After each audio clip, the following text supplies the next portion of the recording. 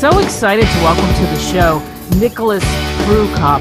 Nick has an incredible topic to talk about and an incredible book, and one that all of you know personally is what I'm on the warpath about and what I'm trying to do myself. And I see so many people struggling with this: healthy aging and your journey to becoming happy, healthy, and fit. Who does not want that? And that's the name of his book. Nick, thanks so much for popping on the show. We appreciate it. I'm very grateful for the opportunity to share my ideas and thoughts with you, and it's a joy to be welcomed. So, Nick, let's talk about this. Your background, because why write this book? Your background is that you've been a fitness pro for over 25 years. So you know what it's like. You've seen all kinds of people. You've been a personal trainer. You've been a health coach. You do it. You know what it's like. Where do you think the disconnect comes in for most people? Well, I think that the world is now a much faster place, and I think what happens is we get pulled in too many directions. And as I indicate in my book, we have to take a little bit of time for ourselves. We have to find a way to spend time trying to figure out who we are, why we're here, and what it is we're here to accomplish. And right now the world is so filled with noise, I call it.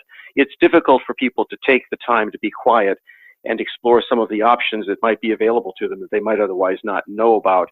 So I'm hopeful that we can have a conversation that kind of centers on the idea that we do need to take time for ourselves, and we need to do it before we get sick. And that's the main point. Absolutely. We need to do it before we get sick. And you talk about the obesity crisis, and we see it around us. And one of the things that now we're getting bombarded by, people are talking about standing more, walking more. We are really sedentary. And what does that do to us when we're sedentary?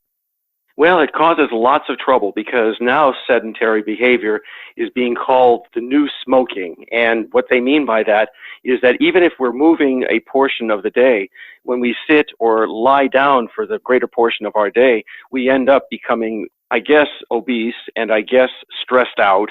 And when we have diagnoses that come along with that, including, high blood pressure and high cholesterol and heart disease, we don't react as well as we should. And I think what I'm trying to do is help people learn to respond and not react. And if we can respond to our lives and take the moment, we'll be better off because we can start to prevent problems from coming. And that's my primary message. Let's prevent problems before they become real and not wait until after the fact. And I know as a trainer, I found that people were reacting to their problems. Most of the time I was training people who had problems already that they were trying to address, and they became quite complex as a result of having them wait. And waiting does not solve the problem. Being proactive and responsive is the issue. So how do you chart your course? How do you do that? How do you develop this vision of who you are and what you want from your life? Because this is what you're talking about. While, as you say, what you really hope people get out of this, while defining what you stand for and your purpose for being here on the planet. That is a mouthful. That is a huge goal. I love it. So people listening to that, pay attention to what I just said. How do we do that? Well, we have to take a moment and really start to take stock of who we are right now. Live in the present. Take the time to live in the present and evaluate who you are right now.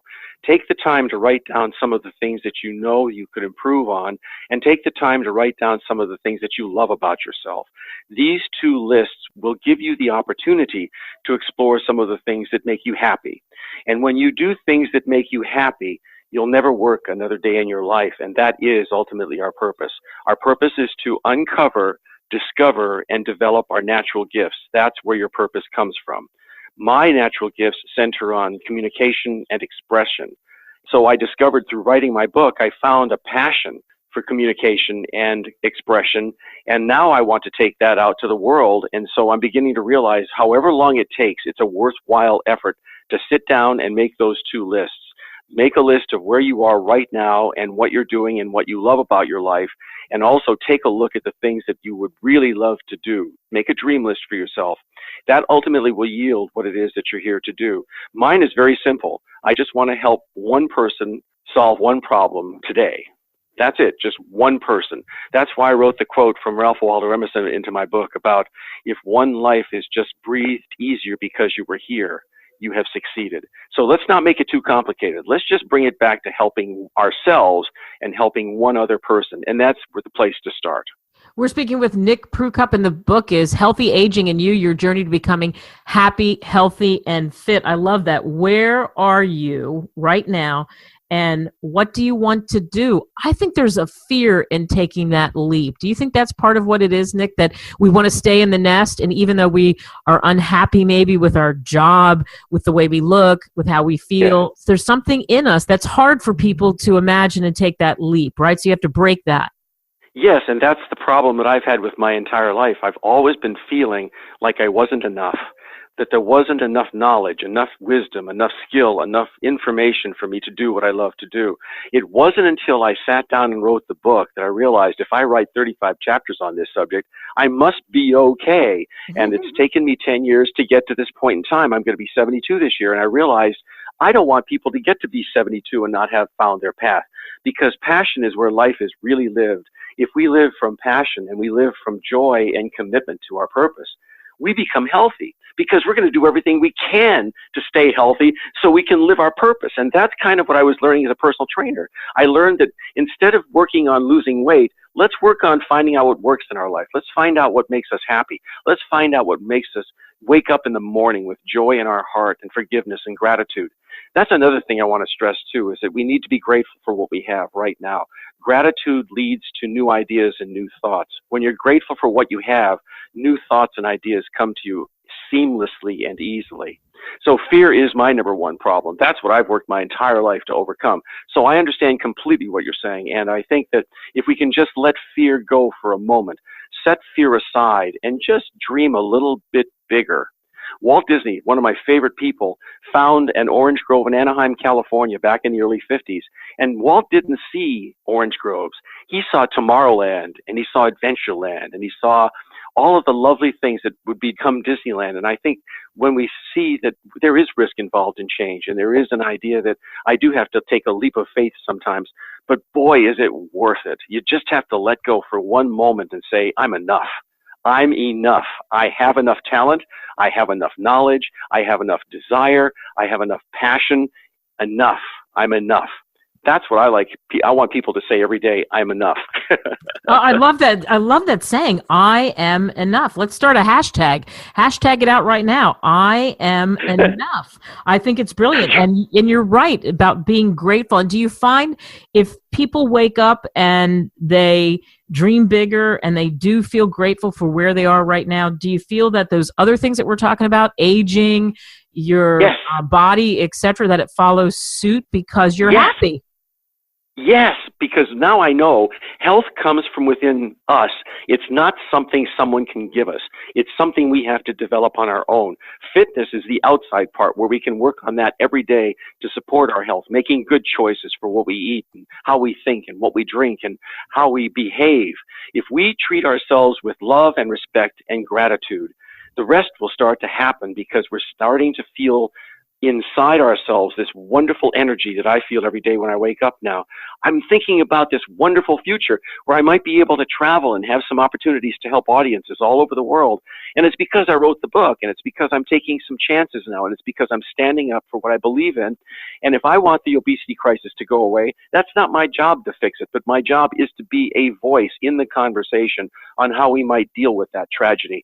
And that's kind of what I'm saying. If we each start to do our part, we become a great force for change. I think that is such a great thought. Absolutely. And the more, it's a contagious thing. The more that spreads, and the message in your book, the more people, I think, feel as though they can toss aside the fear, they can take that leap, and you can hear the passion and excitement. I've interviewed 12,000 people, and I'd put you in the top 5, Nick, of people where I can hear the passion just dripping from your voice, that this really wonderful. Is your path. I mean, this is your path when you talk about that. And when you say your journey to becoming happy, healthy, and fit, they're all tied together. And I'm journeying on my own path, and I've got to tell you, Kate, this is the most remarkable thing. I'm planning for a future in my 70s, and I don't know if other people realize how important it is to say that. And I want the rest of the world to know that it's okay to be not knowing in your 30s and 40s, but it's really important that you don't go into your 50s and 60s and not have tried. Try to find your place in the world. Find your place of commitment and your place of service, because we're here to serve. but I can't believe I'm in my 70s and I'm planning for my future the way I am. I want to travel. I want to help people. I want the world to know that I was here. But most importantly, I want my words to have meant something and my thoughts to have meant something, so that when I'm gone, people will say, Nick really did help me. That was a really good thought he shared with me. If that happens, I'll be really happy, Kate. Yeah, so there's something about legacy, leaving a legacy of love, and you want to leave a legacy of love behind you, don't you? Of love.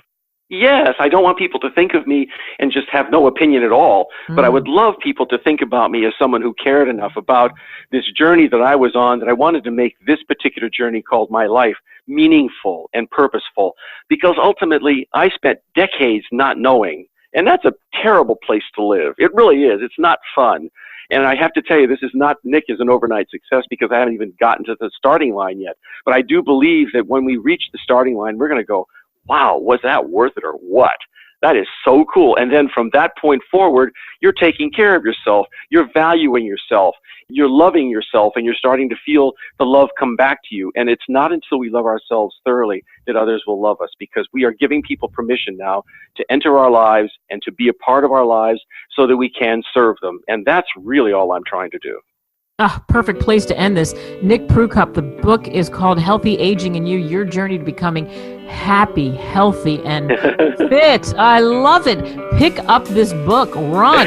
Get it. Get it right now. Go to Amazon. Go to LitFire. Get this book. Nick, I wish you the very best, and thank you so much for coming on the show. It was a joy to be with you, Kate, and I'm so grateful to you for giving me an opportunity to present myself to your audience and to be a part of your life. And I'm grateful because you were there to serve me and to help me when I needed it. I will never forget you, Kate. I will never forget you, and I hope I can see you in person someday. I hope so, too. Nick, thank you so much. Thank you, Kate.